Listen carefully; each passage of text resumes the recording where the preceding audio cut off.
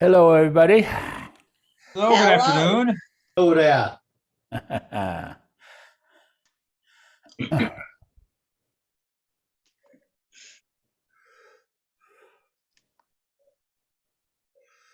Okay. Yeah, I used to read a lot of science fiction, and then you read what's going on in Ukraine right now, and a lot of that science fiction is happening.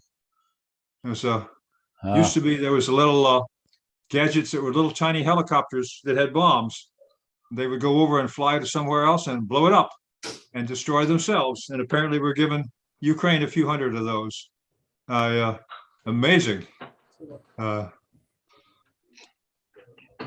Yeah,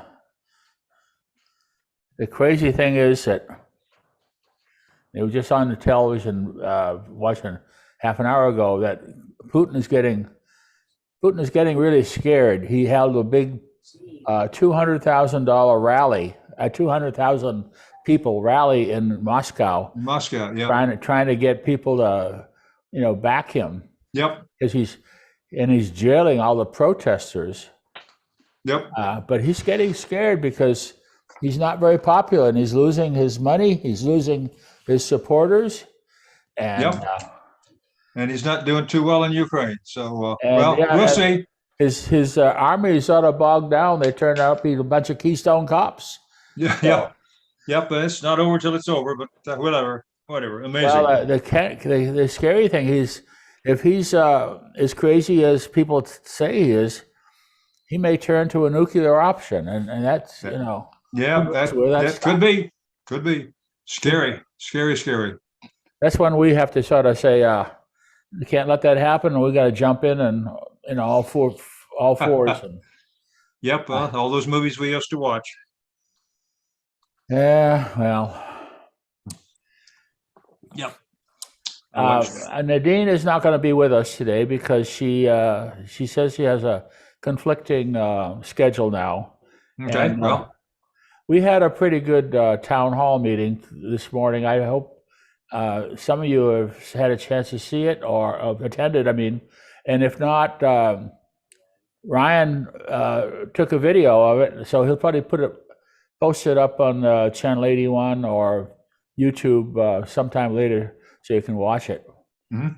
It was very well orchestrated, except some of the briefing fonts were so small, the people in the back of the room just couldn't see them, so it was terrible. Yeah. But we'll learn. But it's nice that they have everything very well presented and organized like that. Mm-hmm. Was there any more discussion of the care center renovation? Not so much that. It was nice to go into the PAC and see that all the chairs are back in there. Now we're ready for full capacity. Yep. But only half of the residents showed up, so it was only half full. But anyhow, here's some of the highlights that she mentioned. Number one, because we have no positive COVIDs and no positive COVID tests for the last 2 weeks, she's got clearance from the Department of Health that we don't have to have any more testing going on for a while. So that's going to be nice, and that sure help the morale around here. A lot of people haven't even gone to the testing recently. Anyhow, I forgot it a couple of weeks ago, and I says, "Whoops, that was Tuesday morning. I was supposed to go to the testing. I forgot about it." Anyhow, but there's no calls anyhow. then the other one was, well, actually, her big announcement was they haven't found a replacement for her yet, and so she's moved back to her departure date till probably June 3rd or something like that, when her Wow. kids are getting out of school. Uh-huh. So that means we have a little more time with her to get things organized and enjoy her leadership. And it's great the thing that she's doing now, because she is on our side, trying to open up the village, get us back to where whatever the norm is we're going to be. Who knows what the norm is going to be? You might mention also about the testing is that if you don't go to a Tuesday testing and you feel that you have a symptom, you can call and the testing will be done in your room by one of our own personnel, and you'll have the results in about 15 minutes. Yeah, those are the new antigen tests. She said they bought a whole bunch of them, or got a whole bunch of them, and so because of visitors coming in, had used them. But Tuesday testing for now is over, and that's it's going to save a few nickels here and there too, and open up our time and think about other things. Let's see. We had a report on the hot water problem. Let's see.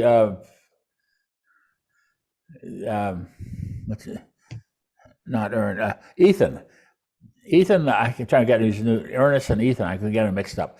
Ethan made a report that they did a lot of investigation about how the hot water pressures weren't the way they were supposed to be, and everything else. So the recirculation and everything else is causing problems, and not getting the hot water to the people when they need it. Low pressure pumps that were installed are pretty much underperforming the design, or the design was not exactly correct for the size of the building and the needs. So they're going back to work with the suppliers, manufacturers, and designers to figure out what kind of pumps they need and replace them. And it's going to probably be several months before we see what kind of pumps and get the things in. But they're working on it. That's the great part. They see that there is a problem. They recognize their inputs from the residents, and they're working on it. So that's great news. So I don't, I'm not affected, but I sympathize with all the people who don't want to get in the shower when it's cold. Does that mean we really do have a recirculating system? It's just underperforming? Oh, we have a recirculating system, and it works. Oh. Except the pressure for certain floors is too low to make the water move fast enough to get it to you fast enough when you turn the spigot on. And just to take out the little restrictors isn't enough to make it flow faster if the pump isn't gonna push the hot water to you fast enough. Gotta have bigger pumps. Yeah. So interesting. So that's in work, and if he accepted the fact that we're all giving him more work to do, but he says not as an easy solution. So let's see. Let's see. Sandy mentioned that they're going to have an electronic waste collection towards the end of the month. I think it's the 29th, which is a Monday. I'm not sure of the date, but so start getting your electronic junk out, and don't just keep putting it in the trash or something like that. If you've got an old computer or a disk drive or some electronic thing with a plug in it, and you want to get rid of it, we'll hear a little more about it. But start getting it ready, and I guess they bring them down to the dock behind the kitchen.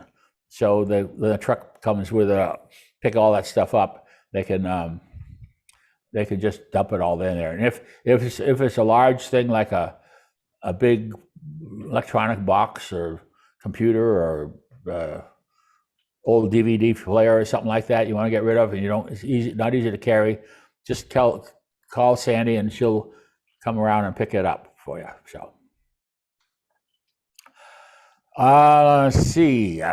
Tomorrow there's a Alzheimer's walk. The bus will be here, leaving here to go to Anaheim Stadium at 9:00. So you should go down to the front desk area to load in and get ready for around 8:30 or something like that, and go for a nice walk. And I guess it's a fundraiser for the Alzheimer's of Orange County, so forth. Does anyone else have any hot announcements or things that they came across that I haven't seen? I just did get the memo on email just a few minutes ago before I signed in. Let me see. Let me go through that quickly to see if there's something there.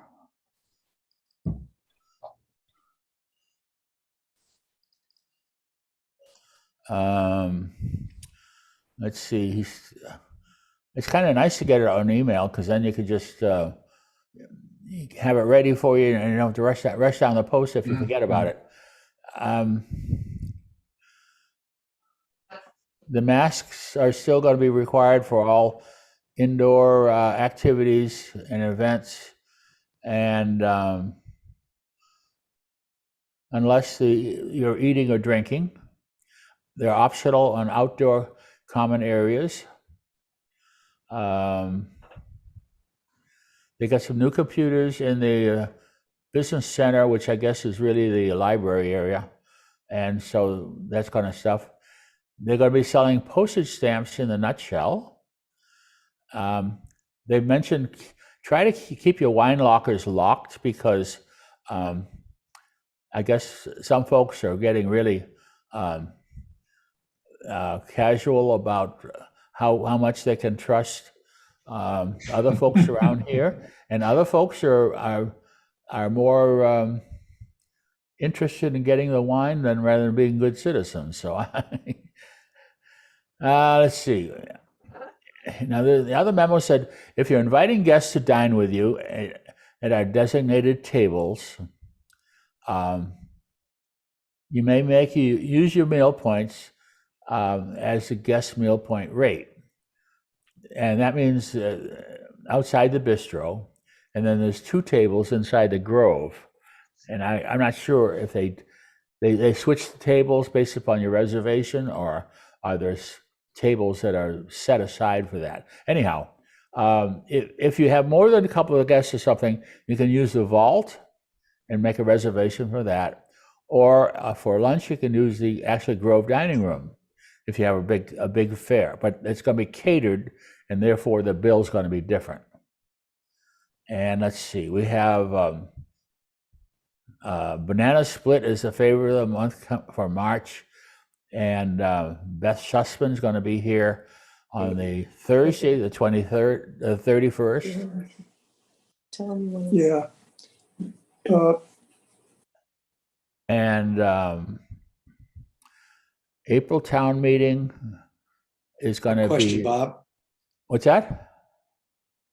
Ken is trying to get your attention. Oh, Ken, yeah, go ahead. A little more on the specifics of if you're planning an event in the Vault. vault, you cannot use your dining points there. You will pay for your lunch in money as well as for your guests. So don't expect to use your points. Yes, they call that a catering event.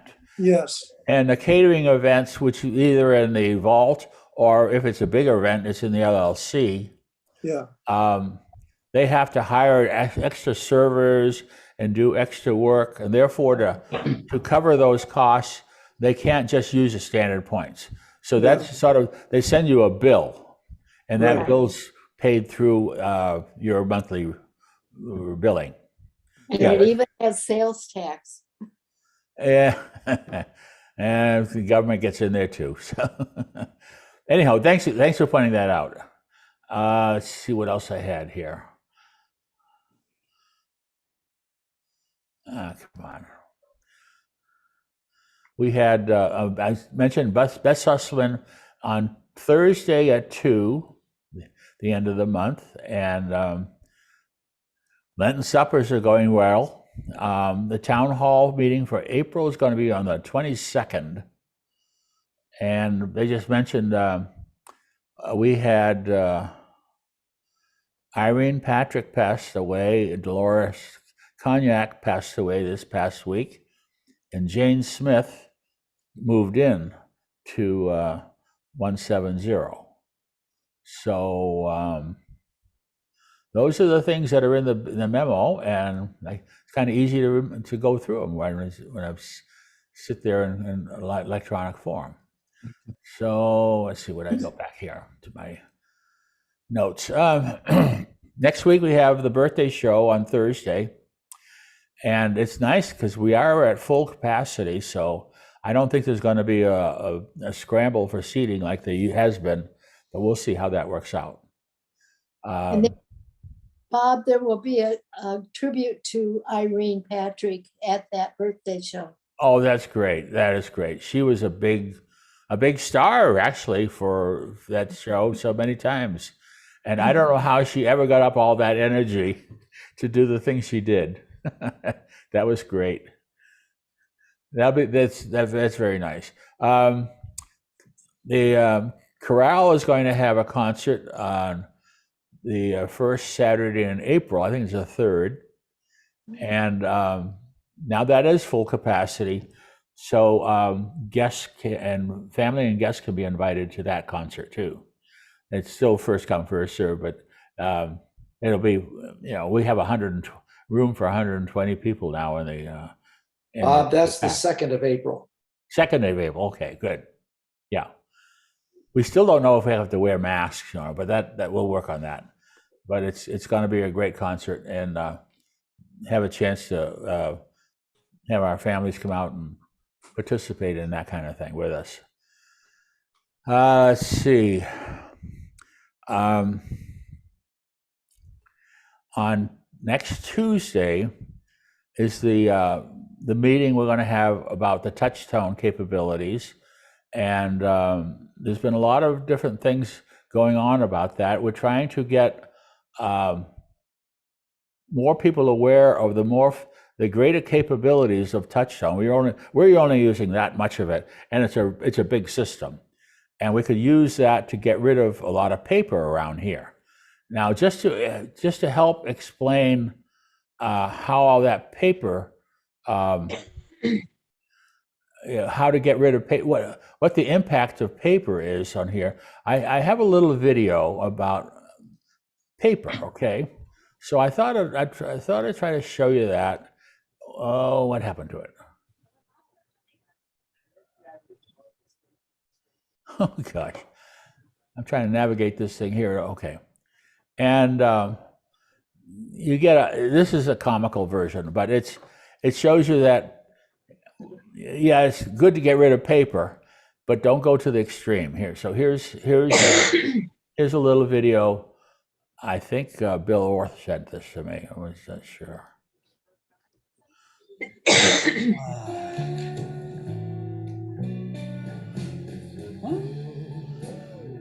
Emma.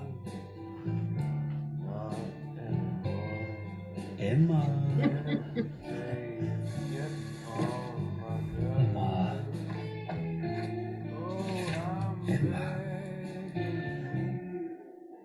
Emma.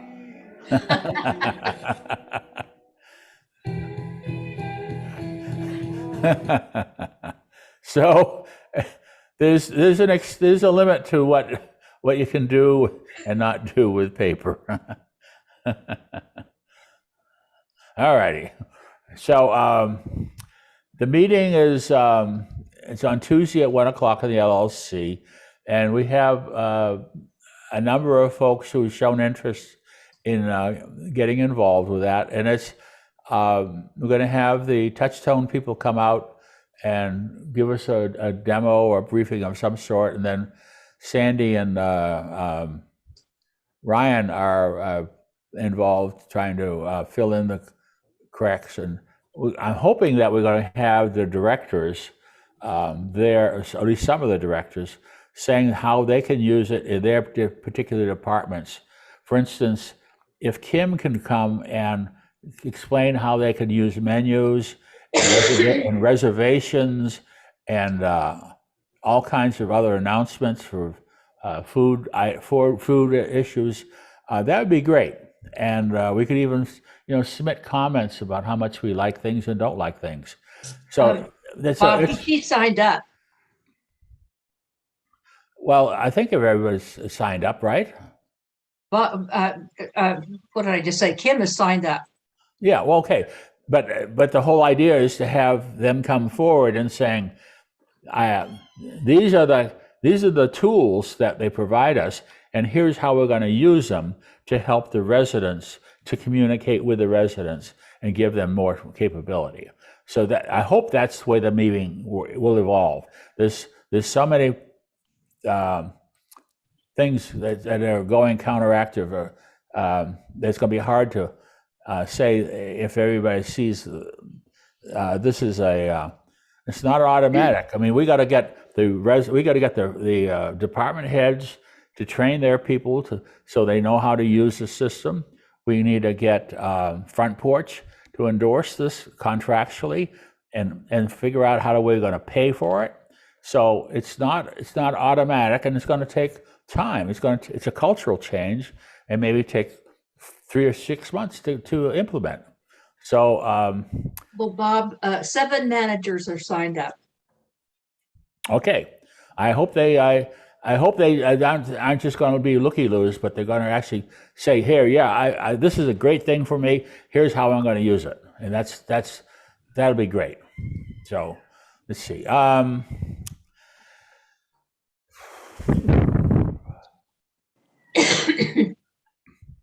I noticed. I was talking with, emailing with Mary Knott on Front Porch about the butterflies stories, and I don't know if you are aware of. Let me get this. Whoops, got it the wrong way here. The butterfly story is actually documented on the website for walnutvillage.org. Okay, let me show you this. And this is Walnut Village website. Okay, and it's got a nice little write-up about how Phyllis Fryer had bought some yellow flowers, which turned out to be milkweed, and that attracted a whole bunch of butterflies to the place. Well, I think it was last year, we had Judy Marsh organize a whole project of getting the kits and everything else to set us up with a what they call a waste station, a waste station in the garden, and we actually became an official part of that waste station foundation or project. And I looked out in the garden this morning. I can see the milkweed starting to bud, but the flowers haven't really opened yet. So it's maybe just a little matter of time. Maybe in 3 or 4 weeks, we'll see some of these things open, and the project will probably come back alive. Mary is holding Zoom meetings. I think it's quarterly on about I can't remember what it's called, but it's a way of communicating what the other communities in Front Porch are doing, and they're going to be talking about the butterfly projects. The same, unfortunately, it's the same day and time that we have the birthday show, so it's a conflict. So I asked her if we could get a recording of that and play it back and make it available to the residents. She said, yeah. And there's going to be 2 or 3 others of it. So it's a continuing series of things on the butterfly. So if you're interested in, it's just a heads up. And maybe you can get excited about doing some of that again. Okay. So let's see. If you are dealing with inflation and you're working on a farm, you probably have a cow, and you're using that for your source of milk. So here's a little video about how somebody else wants some of that milk too. So we shoot here.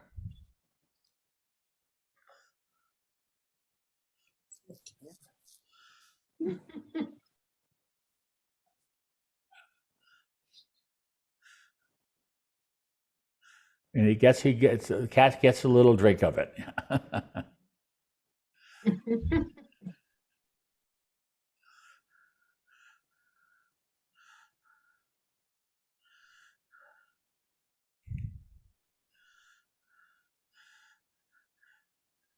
I had a very little experience trying to milk a cow, and it didn't do it very good. I could never be this talented to squirt it into a kitty's mouth.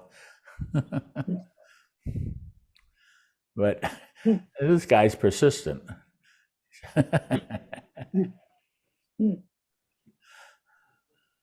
Oop.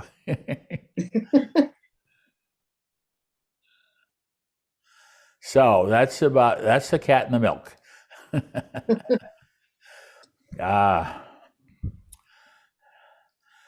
Now, sometimes I try to put stories together so they fit together, but some of these I just can't figure out how. So I just threw that in because I thought it was kind of cute.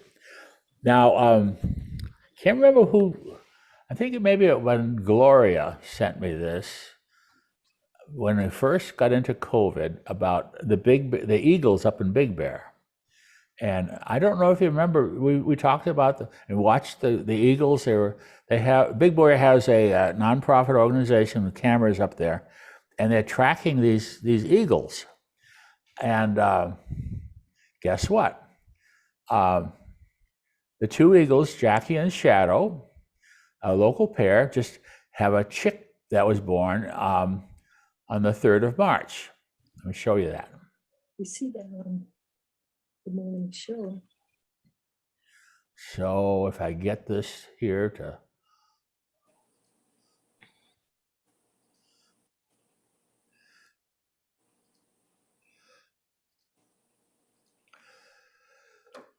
So this is a few days back. I can't remember what date it is anyhow, but this is the little chick that just coming out of the egg, and it was captured on the camera. So this is another sign of spring coming. I'm gonna smother the poor little chick.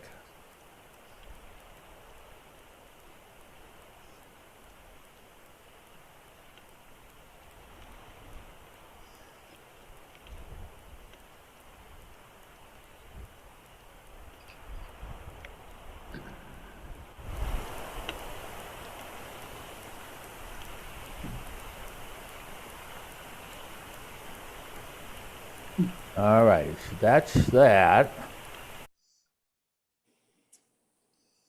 Now, if you'd like to see a little more, let me show you a couple of other things here. This is what the live camera is, and anytime you want to do this, you go up to the web and just type in Big Bear Bald Eagle Live Nest Cam, and this is a live. So I got to share this thing. This is live, so it's You can actually see what the weather is like in Big Bear. Oh, he's looking at us. So you can actually go down here and you can see this is on a given date and everything else. So that's what the Big Bear is kind of nice right now, nice and sunny. So, and they have another camera up there too. Let me show you that. And that's to show you where the nest is. So this is a wide angle camera. The nest is, no problems with my mouse here. The nest is up in a tree that's 145 feet in a Jeffrey pine. I think I hit the wrong one. Oh, that's it, right? Yeah, okay. So let me share this. Come on. Oh, hit the wrong one.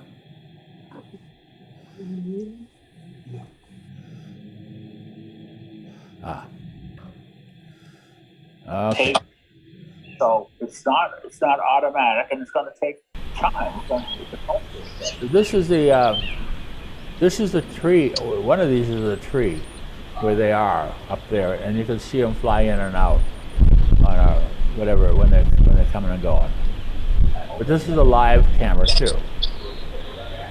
All righty. So that's all you need to know about Big Bear. That'll be great. So let's see.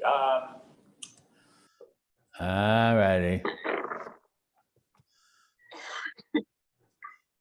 I noticed. I was talking with Patty, emailing with Mary Knott on Front Porch about the butterflies. Somebody's got stories, and I don't know if you are aware of. Somebody has listening to my recording, which is feeding through here. So please mute your. Story is actually documented on the website. I don't know who it is. I'm trying to figure Turn it off out. your TV. Patty, it looks like it's Patty. It's Patty. It's Patty's phone, but. Yeah, I got her. All righty. So it takes something else to keep trying to manage all these things at the same time. Now I have another couple of things to show. This is to talk about our supply chain problem. Now, one of the supply chain issues is the fact that it's overloaded because of the spikes in demand and electronic commerce. Now, when we see it in San Pedro and Long Beach, they don't have the same automation that they do in Europe. And so, and that's mostly probably because of unions and the way things are organized, and there's 7 different organizations who run the stuff, and everybody wants to have control. They don't work it as a team. But this is an interesting video that I got from, I think it was Don Baldwin, and it talks about how Amazon is dealing with this problem. And let me share this with you.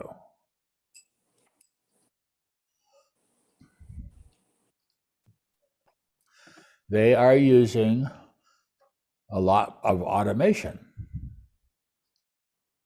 This is a grocery packing warehouse in the southeast of London. Folks have ordered their groceries online, and instead of people walking up and down the aisles of a traditional grocery store to pick up items, these little devices move more than 1 million items every day between them. Instead of trying to build machines that fit into a world designed for humans, this entire facility, the size of 7 football fields, is custom built to make this as efficient as possible. I cannot get across on camera just how incredibly large this whole place is. The top speed of those boxes is about 14 kilometers an hour, and they pass within 5 millimeters of each other when they move. So, how many robots are there in the hive? Well, that depends on how you count them. What you're looking at behind me is the hive. We've got the grid, which is the metal structure. It's filled with product. So that product is housed within what we call totes, or these open boxes that you can see at the top of the grid. We have around 2,300 bots, and they move the stock around the warehouse so that we can pair it up with customer orders to be delivered. The bots will move in the X and Y direction. They can also move in the Z direction. So we have a cable hoist system that means that they can lower down a gripper assembly and grab onto the stock that we have in the grid. In some areas, we have as deep as 21 totes all in a line. We have sensors underneath the bot. That means that every time it passes over one of the squares on the grid, it has a laser underneath it that can tell when it moves over that cell. So it will say, I've passed a cell, I've passed a cell, I've passed a cell. We have around 58,000 different types of individual products within the grid. We'll use the huge amounts of data that we gather to understand what customers are most likely to order and place them in the easiest to reach locations for bots. All of that combined means that we can have stock into the warehouse and out again from our suppliers into a delivery van in just 5 hours. The robots deliver their crates over to the packing area. Some of that packing is done by humans, but there are mechanical arms as well. One of the big problems they've got to solve is that grocery packaging is designed for people, and the interactions between all the objects they deal with can be complicated.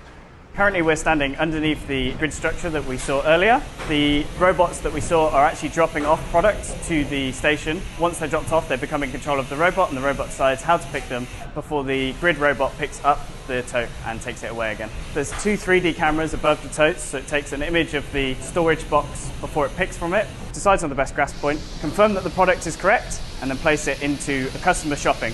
And it's doing all of that on live customer orders. We make sure that we don't mix something that was heavy with something that's soft. There are things that the robot can't pack, things such as very, very heavy, very large, or very fragile items, but there's a lot of range in between that.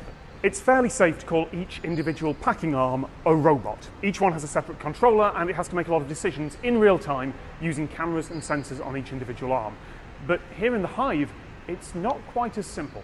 Controlling all of this is what we refer to as the hive mind. So this artificial intelligence system that controls everything.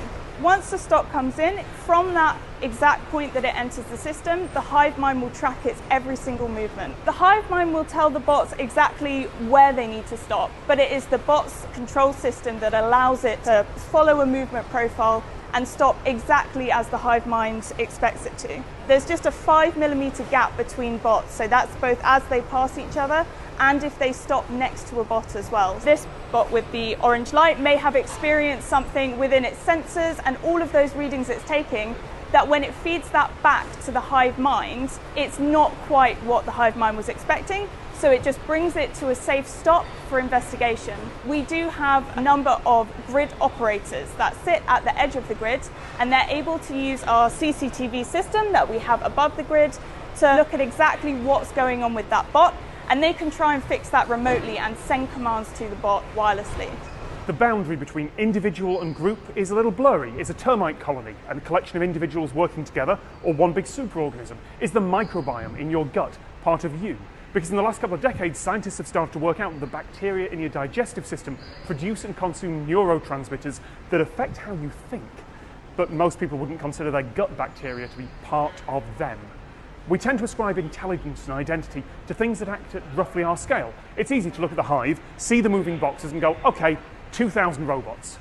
But with only one controller and the boxes just following the paths they're given, I'd say there's a good argument that that is one robot with 2,000 ways to interact with the world. Thank you so much to everyone here at Ocado. There is a link to them and more about their technology in the description. How about that? That's quite an operation, and it's unbelievable how they did that. Don, go ahead. Yeah. When I saw this for the first time, I thought, if you have any influence over a college student today, whether it's your kid or your grandkid or a friend or whatever, and he's taking library science or ancient history of civilization of Western philosophy. Get him the hell out of there and get him into some place that you're going to be able to make a living. I mean, there's 2,300 things in there doing the work of probably 10,000 people. Even if they can't program, maybe they can prepare, maybe they can do whatever. But it's just an interesting thing about we're falling behind if we don't keep up. It's the world of information sciences and how we manage all of that stuff is changed so much. That's what intrigued me in computer technology and aerospace, and I loved it for 35 years.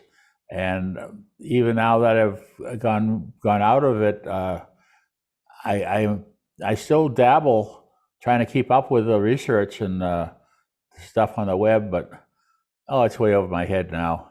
Well, if you're really interested now, in addition to these kind of people here, it doesn't matter your gender, your age, whether you're in a wheelchair, on crutches, or walking up. Sure. But however, if you want to check something out, go into that Raytheon website that talks about the Javelin.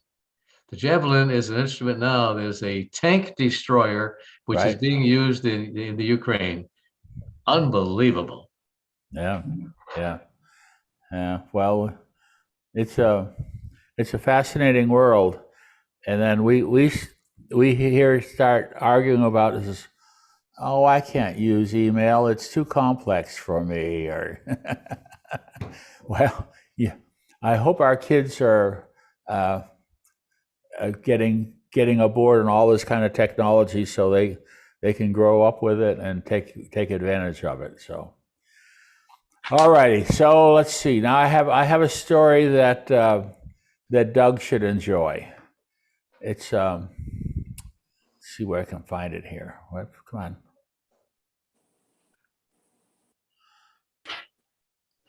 This is if you're going to take a tour of you're going to get aboard an aircraft and go for a trip. You've heard this story before, but this is a different version of how the pilot indoctrinates people on flight safety. And so I hope you enjoy this one.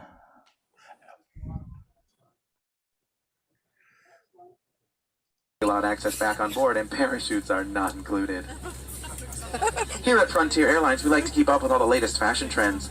In the event that this flight becomes a cruise, all of you lucky people get your own itsy-bitsy, teeny-weeny, yellow polka dot bikinis beneath your seat. Minus the itsy-bitsy, teeny-weeny, and you get no polka dots. Once you're outside the aircraft, pull down sharply on the red tab that's on the front, or for those of you who love to make life difficult, you can blow into that red tube near your shoulder to bloat. I mean inflate. The beautiful bikini is equipped with a water-activated light. How in the world that works, I have no idea. So if you figure it out, please do let me know. And if by chance yours does not inflate, well, grab your neighbor and hold on for dear life. The location and use of life vests for your child that shows the most potential is located in that safety information card. If needed due to a loss of cabin pressure, 4 oxygen masks will drop from the compartment over your head. Ignore those and grab your nearest flight attendant to get some air. I'm just kidding. I'm so lonely. Once you stop screaming, place that mask over your nose and your mouth. To adjust, pull on the elastic tabs on either side. Make sure to adjust your own mask before assisting your favorite child, another passenger, or your husband who's definitely screaming louder than you are. And let's be honest, only those of you that pay the extra $49.99 get any oxygen. Smoking of any kind is not allowed on the aircraft, unless you're like me and you're smoking hot. Thank you so much for your attention. Sit back, relax, and enjoy your flight to Colorado Springs. And for those of you who didn't give us your full attention, good luck. So that's, I don't know. Doug, did you give me speeches like that? No, that was a flight attendant speech, but I had an experience getting on a Southwest airline a flight one time, and people were just taking an inordinate long time to get their packages and their luggage in the overhead bins. And the flight attendant made an announcement. She says, "Come on, people, we're not buying furniture here." All righty. Well, here, this is all. Now, I don't know if I showed this one before, but I always like to have everybody smiling. Here's another one. I show you. That's Friends did what? Oh gosh, I gotta get it over the ads. 4, 3, 2, 1. Skip ads. Okay. Oh, skip trial. Come on. Okay. So this is a story about a fella who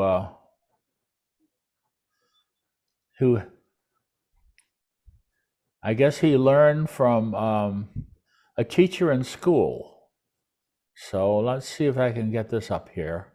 So you can, all the people who were previously teachers can be proud of this type of story. Memories from when I was a child. One that's always stuck out to me though was when I was about 10 years old and I was in school and I struggled. And I didn't struggle with English, math, or science. I struggled holding still. And I would try to listen and focus and process ideas, but I couldn't help myself. And to be honest, I would sit there and then I would just start tapping. And the students in the class would look at me and they'd say, "Hey, stop tapping." A lot of the time, I didn't even realize I was doing it. And then eventually even the teachers got after me and they would yell at me and they'd say, "Clint, you have to stop tapping." It got so bad that I got sent to the principal's office for tapping. And he said to me, "Okay, maybe when you go back to class, just try sitting on your hands." And so I did. I went back to class, and when I felt myself starting to tap, I did this. I sat on my hands. And that worked for about 5 seconds. One time I was tapping in class, and my teacher, Mr. Jensen, he looked at me and he yelled. And he said, "Clint, stay after class." And I thought to myself, this is it. I am done. Now, I've always been the type of person that believes that a single moment in time can change a person's life. And this was one of those moments for me, and I will never forget it. And so I was sitting there with Mr. Jensen and an empty classroom. And he walked past me and he sat next to his desk and he said, "Clint, come here. I want to talk to you." And as he looked me right in the eye, he said, "Now, I need you to know something. You're not in trouble. But I do have just one question that I have to ask you." And he asked, he said, "Have you ever thought about playing the drums?" And in that moment, Mr. Jensen, he leaned back and he opened the top drawer of his desk. And he reached in and he pulled out my very first pair of drumsticks. And he held them in his hands and he looked at me and he said, "Hey, Clint, you're not a problem. I think you're a drummer."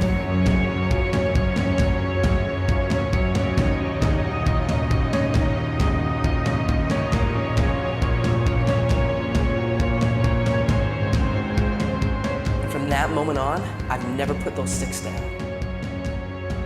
I've toured, recorded, and played drums all over the world. My whole college education was paid for with drumsticks in my hand. Just because of a single moment in time when somebody believed in me. And he saw something in me that I didn't even see within myself. And from that moment, I learned that there's a difference between being the best in the world and being the best for the world. Isn't that cute?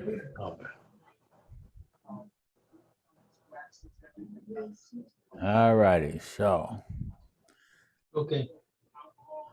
So that was an inspirational story if you're a person who sees something like that and can inspire a kid like that. So, all righty. What?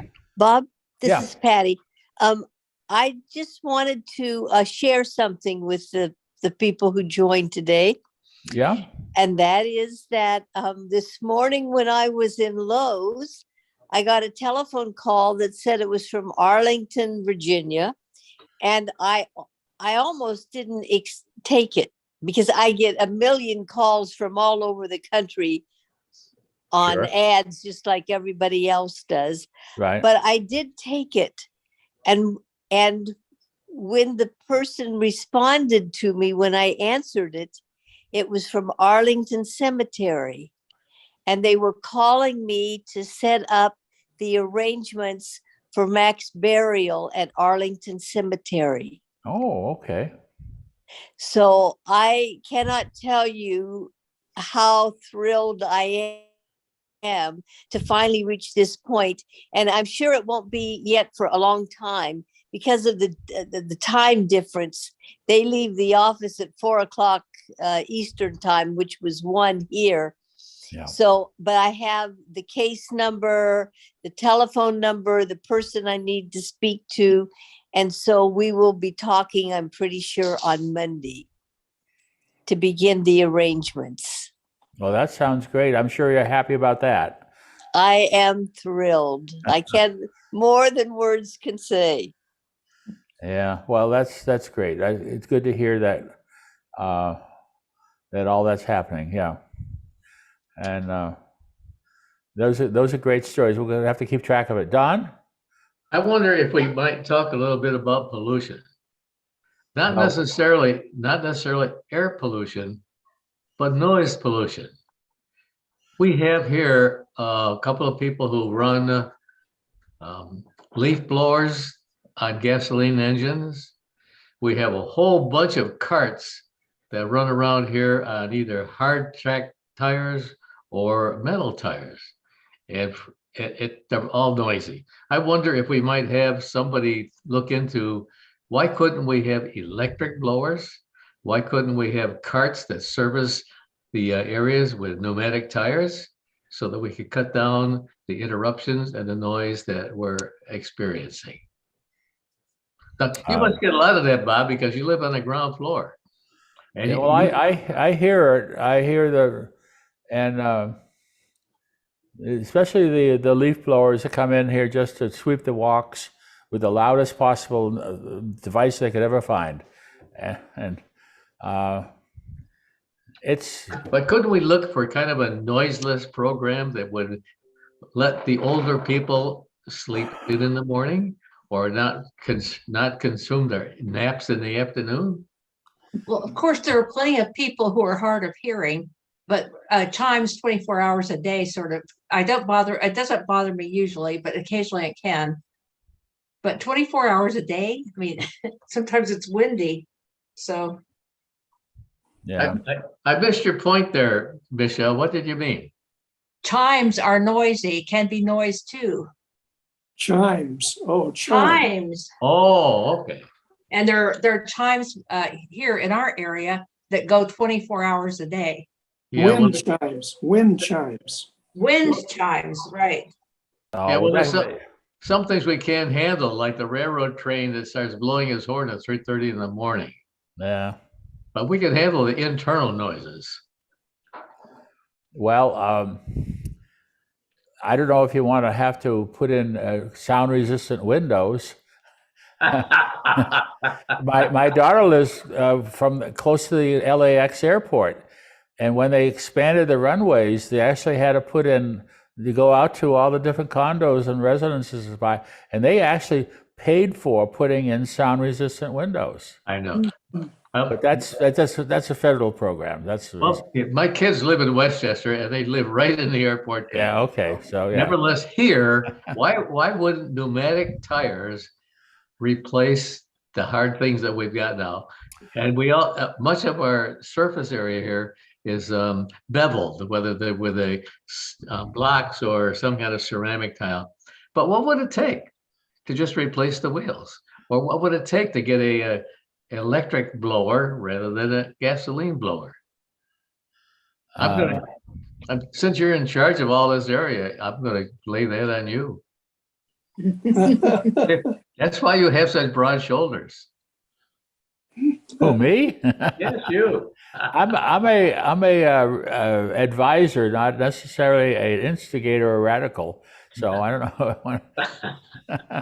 know. We need Bill McGahee come back.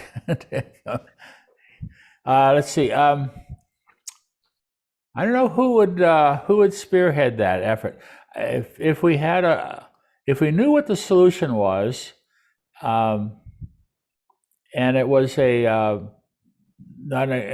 non-significant cost solution, then I think we could make some suggestions. Well, maybe Ethan could be of some assistance there. One of the problems we have is that Rigo, who is the daily maintenance guy here, doesn't work for Walnut Village. He's the independent contractor for somebody else. So that you and I could not tell him to do something. He could say, go blow it out your nose. But but Ethan may have the authority to say to the contractor, either get Rigo electric blower, or we're going to get a new contractor. Yeah, well, the specifications in the contract say, if you're going to do this and you do that, you shouldn't use this, and so forth. So, Merle Evan is the resident who's in charge of the committee that deals with various factors here at Walnut Village. But that's safety, really. It's not. This is more just resident comfort, and I guess if there was a safety issue and this is you're hurting our ears or something, that'd be a different story. But I don't know how you're going to take this and say we can figure out how to make an issue out of it. Well, I will take it upon myself, if you don't mind, to speak with Merlin Evans and see what he suggests to do this. I think if you just sort of get a petition going. This is how many people are worried about this kind of thing. But with the amount of money we pay here, it should take one person to sign a petition. It would also be better if things were after 9 a.m. in the morning instead of 7 a.m. or 6 a.m. That's very obnoxious to have that going on. The gardeners don't start at 6. They start. They start at. I've had guys doing the trees, the palm trees, at 7 a.m. in the central courtyard. Oh well, that's a special. Yeah, that's a special. They're weeding. Yeah. Pruning. Well, I guess you could bring it up, or maybe we could get the resident council involved to say if they want to make a collective statement based upon all the residents, you bring it up as new business in front of Bernie, and see if they want to try to figure out how we can get them to endorse it in lieu of having to try to do a big petition kind of thing. But we actually have power if we want to act as a group to do things. So we'll see how that works out.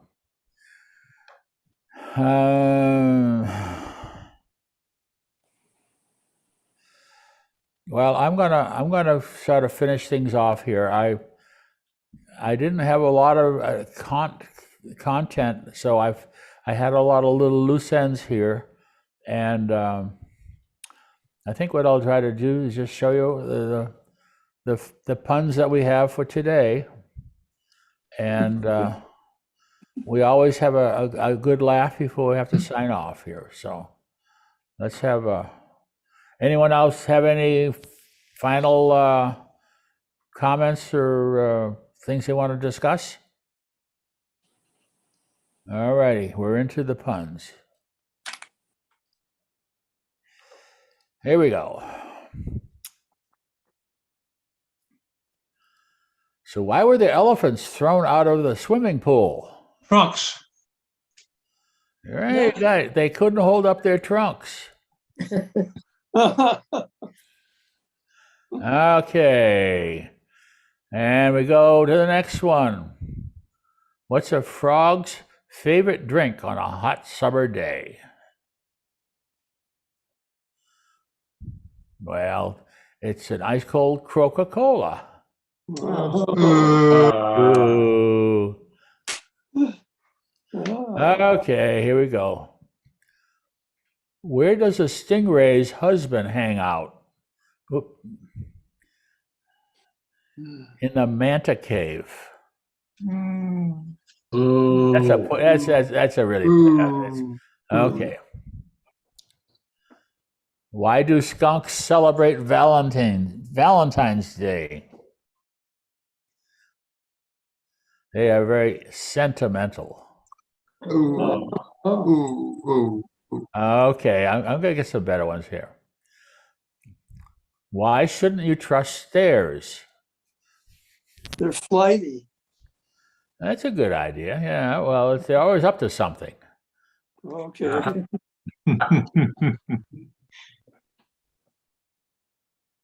When is a black dog not a black dog?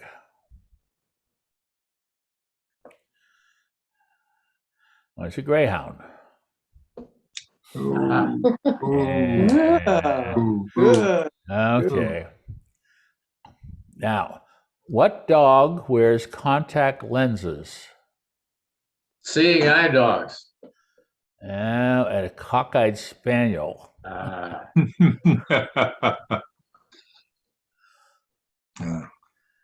And here, what's a shoemaker's favorite dessert? Cobbler. Cobbler. Oh, okay. That's a good one. Yeah. Why do hummingbirds hum instead of singing along to the music? They don't know the words. They don't know the words. You got it. You got it. And this one, I think, is the last one. How do you stop an angry elephant from charging? Take away his credit card. Take away its credit cards. Oh, you guys have seen this before. Hey. All righty. Well, you're getting somebody's getting to the site before I am and seeing these things. Okay. All righty. Well, that's where I got tonight. And let's see. It's time to go over happy hour and see what kind of hors d'oeuvres we have for tonight. And have a good one. And Thank you, Bob. thank you for showing up and participating. Bob. Yep. And let's have get some more new members in to participate with us.